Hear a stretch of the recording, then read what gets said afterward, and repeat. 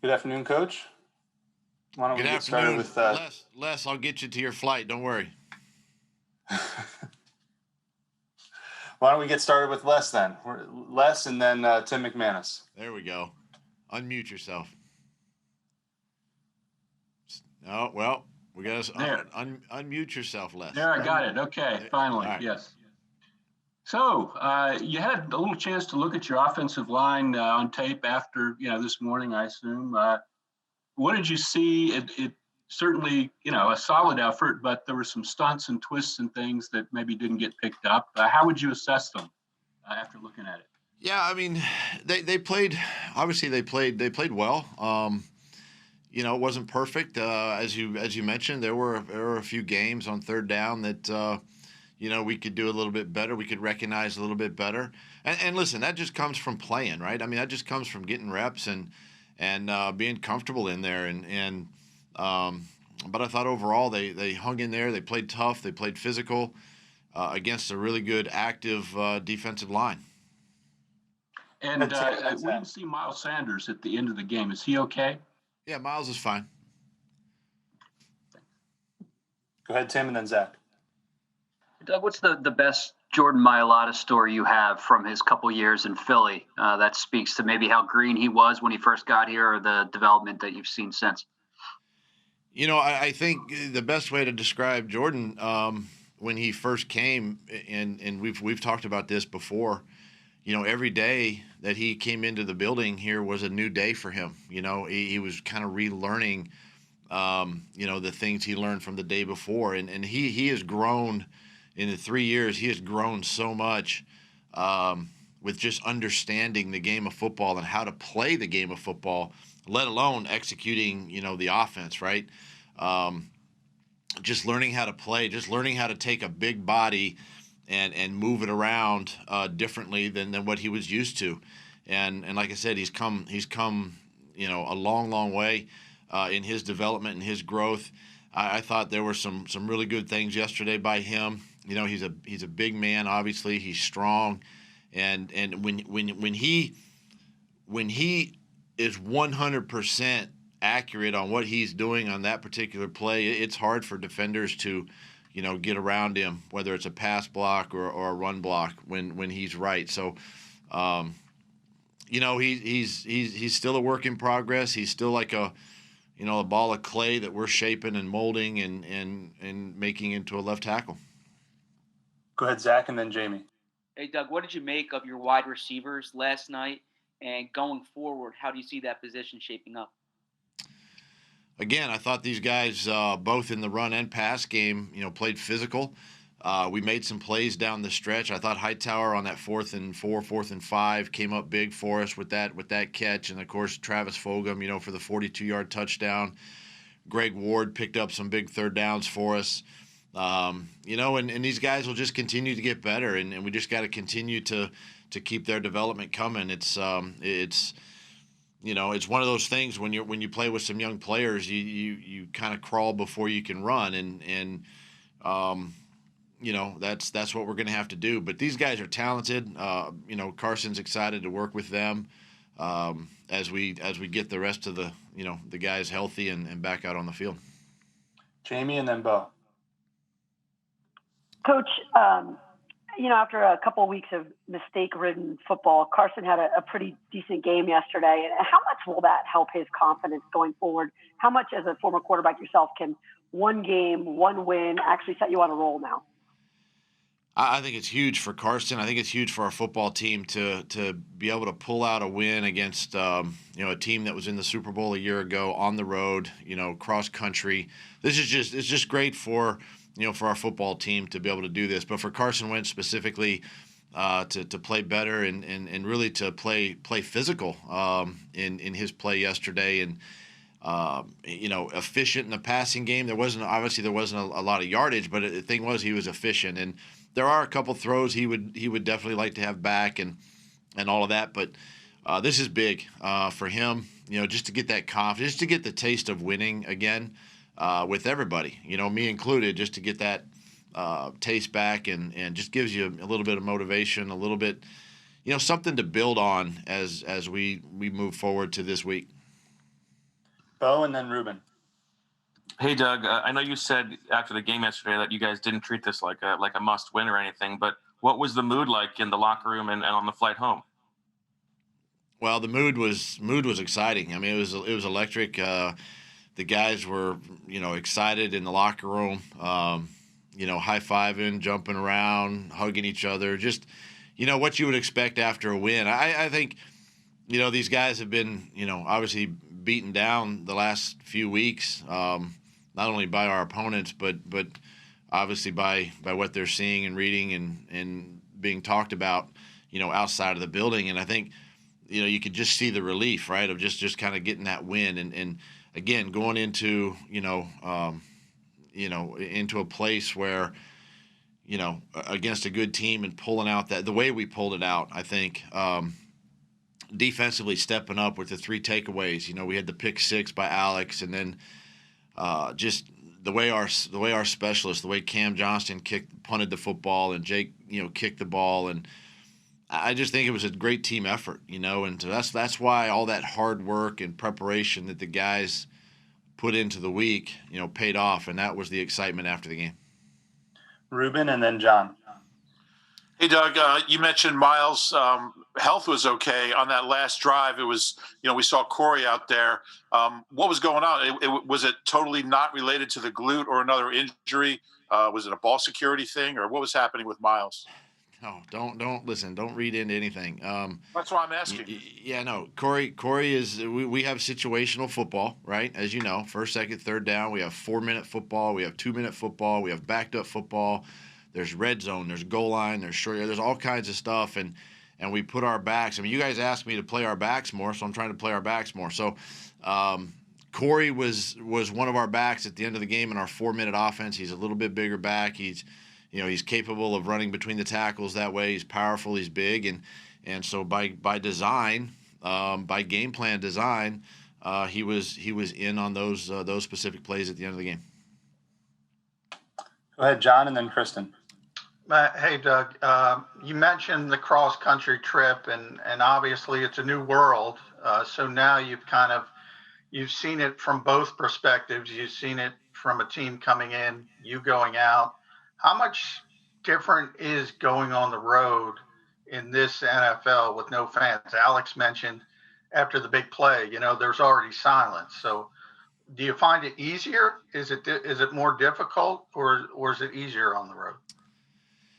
Well, I would say it's a little bit easier from the standpoint of not having fans in the stadium. You're able to hear everything, during the course of the game, but the one thing that you still have to handle is you still have to handle the travel. You still have to handle getting on an airplane and staying in a hotel and your meetings and everything like that.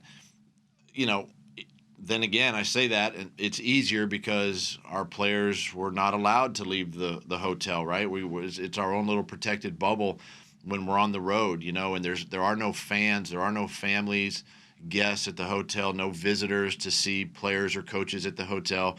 So it's basically taking NovaCare on the road and keeping that protected bubble around our players and coaches. So from that standpoint, I think it's a little bit easier, but you still have to handle, a 3-hour time change, right? Going from east to west, and then, playing a Sunday night game and all of that. And that part of it doesn't change, obviously when you go on the road. Kristen and then Chris. Hey, Doug. So Doc Rivers is being introduced as the Sixers' new head coach in just about a half hour here. Curious if you've ever had any interactions with him and any advice as a fellow head coach in Philadelphia.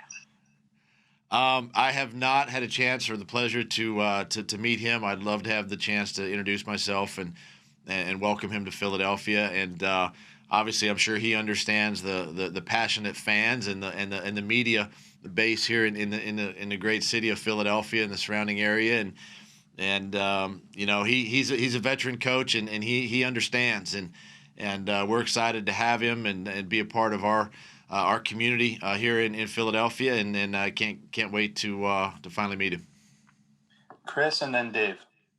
Hey, Doug, you guys have added some wrinkles when it's come to Jalen Hurts and Adrian Killins yesterday. How can you use their presence, with limited tape and pre-snap motion?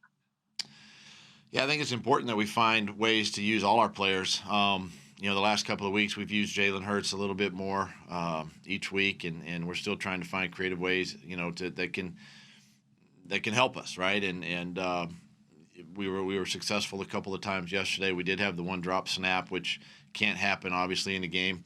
And with Adrian, utilizing his speed, he's a faster, smaller, quick twitch type of a guy that we've been excited about since we've had him, and just finding ways to get these guys involved in the game plan. We're in a unique situation where we're having to use everybody, and everybody that's dressed in uniform on game day is going to have to play in some form or capacity that way.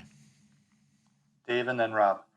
Hey, Doug, what happened with Lane's ankle yesterday? Was there a specific play where he tweaked it? And do you have any updates on the guys who got hurt yesterday, TJ Edwards and Rudy Ford? So I'll just start with TJ and Rudy. Both of those guys obviously injured in the game yesterday. It appears right now that they're going to miss some time. Not sure that actually the length of time, but there is a chance they miss. And in Lane's case, just his ankle was sore, and it's something that obviously I don't have that ankle injury or that type of injury, but it takes time to kind of loosen up and get warm. And there were just a couple plays early in the game where it didn't feel right to him, so we wanted to make sure and get it loose and keep it loose, and he eventually came back and played well in the second half. Is that something you're worried is going to keep lingering throughout this season? I mean, it's going to linger. We're to that point now where everybody's body is sore, and the injuries that we have, and they're going to continue. I mean, you're not going to get 100% healthy. There's no way. We just don't have time to get everybody 100%. It's just the nature of the game. So he's a tough kid. He plays through it, and he's going to have to continue to play through it the rest of the year. Rob and then Dan. Hey, Doug, on one of those plays where Carson was split wide, he was getting into it with the defensive back there. Obviously, you don't want him standing out there doing nothing. But what do you say to him about being careful when he's mixing it up with a DB? And what do you want him to do in those spots? I think for the most part, it's probably a little friendly fire going back and forth, between the two. I don't think there's anything seriously. I mean, if anybody takes a quarterback split out as a wide receiver serious, then maybe we should do it more, right? But obviously he knows when he's out there, he does have to protect himself, because a DB, you never know, right? You never know if somebody wants to take a shot, when the ball is snapped. So he has to protect himself. We talk about that, each week with him when we use these plays, and just want to make sure that he understands that it's not a playoff, right? I mean, it's an important aspect of it, and but I'm sure the chippiness was probably just friendly banter, as they say. Dan and then Mike. Hey, Doug, you're through the quarter mark of the season. What have you learned about your team through these first 4 games, and what has really stood out to you? I think the one thing that has really stood out this first month, is just how resilient this football team is. We have not played our best football. I don't feel. We've kind of shot ourselves in the foot. In the first 3-4 weeks here. Finally overcame some of the mistakes yesterday to put ourselves in a position to, be in first place in the NFC East. But there's a long road ahead. We got to learn from the first 4 weeks, but at the same time, and learn from it and carry it forward. And we just got to keep working. And this is what I appreciate about our guys is they come to work every day, no matter what the circumstances. No matter what the situation, they practice. It's always been a next man up mentality, and they go to work, and that's what I've learned, and that's what's going to carry us, these next 4 weeks. Mike and then Nick. Hey, Doug, I know we've asked you about Travis a couple of times over the last 24 hours, but what did he show you during training camp in the last few weeks to kind of earn that promotion other than, a bunch of injuries popping up? And did you guys have any interest in him when he was coming to the draft last year, if you remember?